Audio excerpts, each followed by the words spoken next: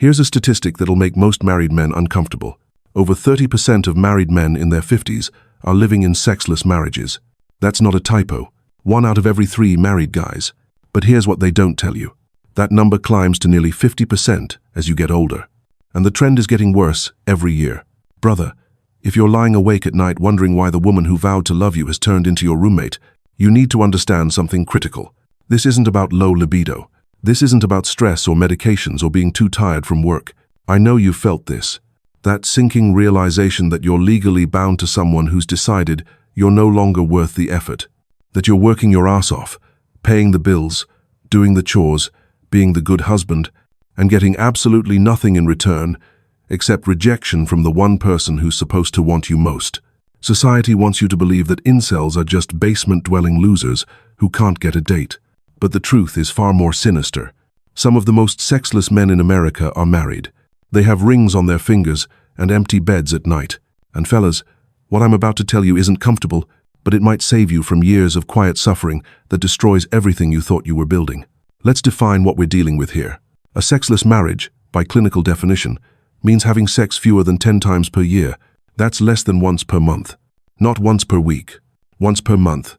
Research from multiple sources shows that approximately 33% of married men in their 50s fall into this category. By the time you hit your 60s, that number approaches half. Think about that for a second. Half of married men over 60 are essentially living with a celibate roommate who has legal access to their finances. Now compare that to the single guys we all mock. The ones society labels as incels because they can't get a woman. At least those men have their freedom. They have their money. They can pursue relationships without someone actively blocking them. They're not paying rent to be rejected every single night. But the married incel? You're bringing home the paycheck, taking out the trash, doing the dishes, being the emotional support, playing the role of husband without any of the partnership. You're an ATM machine and a butler, brother. That's the reality. And here's the part that'll really piss you off. This isn't an accident. When you were dating, everything was different, wasn't it? She was interested. She initiated. Sex was regular, maybe even enthusiastic. You thought you'd found someone with a matching drive, someone who enjoyed physical intimacy as much as you did. Then the ring went on. And slowly, sometimes rapidly, things changed. Some guys see it within months. Others take a few years. But the pattern is the same. Frequency drops, enthusiasm disappears, excuses pile up, and when you try to talk about it, you're the bad guy. You're pressuring her. You're making it about sex when it should be about emotional connection. Brother, let me be clear about something. This is strategic behavior, whether conscious or not.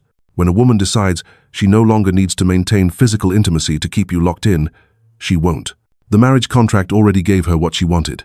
Financial security, social status, the house, the lifestyle. Your needs? Those became negotiable the moment she knew you weren't going anywhere.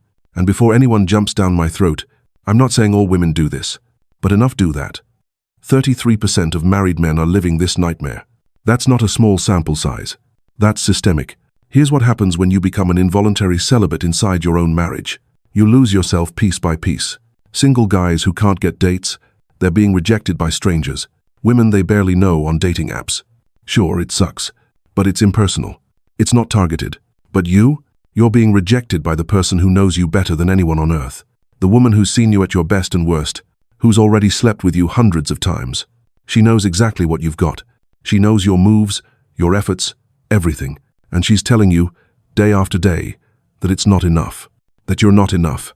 That she'd rather scroll through her phone, watch another Netflix show, or just go to sleep than be intimate with you.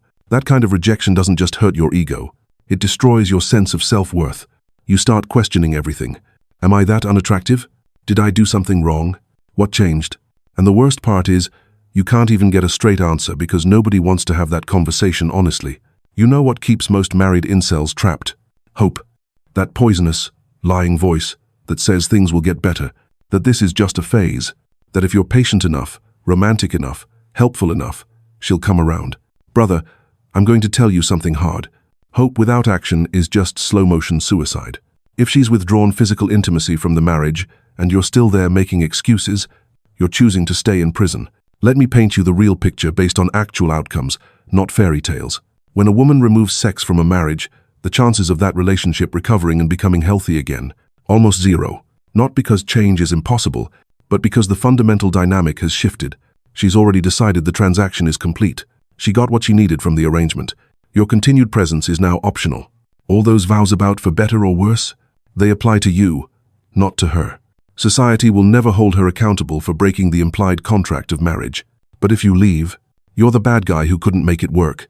You're the one who gave up. You're the one who'll pay financially and socially.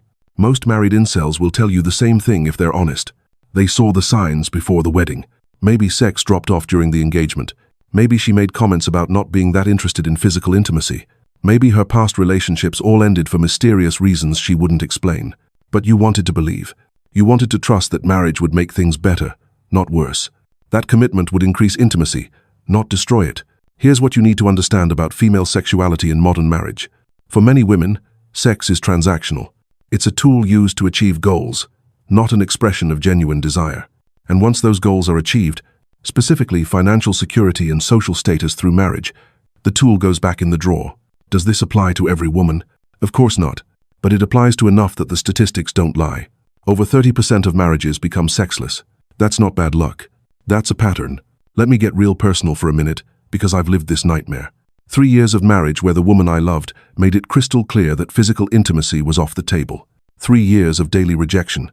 3 years of walking on eggshells, wondering what I'd done wrong, trying to fix something that was never broken in me. You want to know what that does to a man? It hollows you out. Every morning you wake up next to someone who's made you invisible.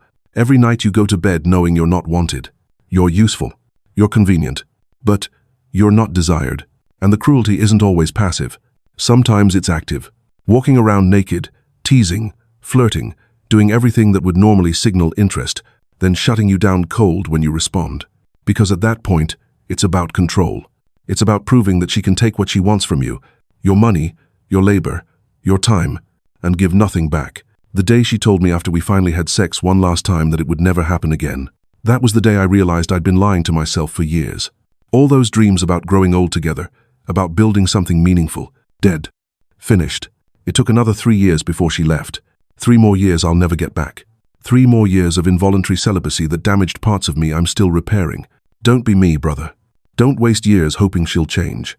She won't. The data proves it. The lived experience of millions of men proves it. So what do you do if you're in this situation or want to avoid it? Here's your protection protocol, and I'm being deadly serious about every step. Step 1.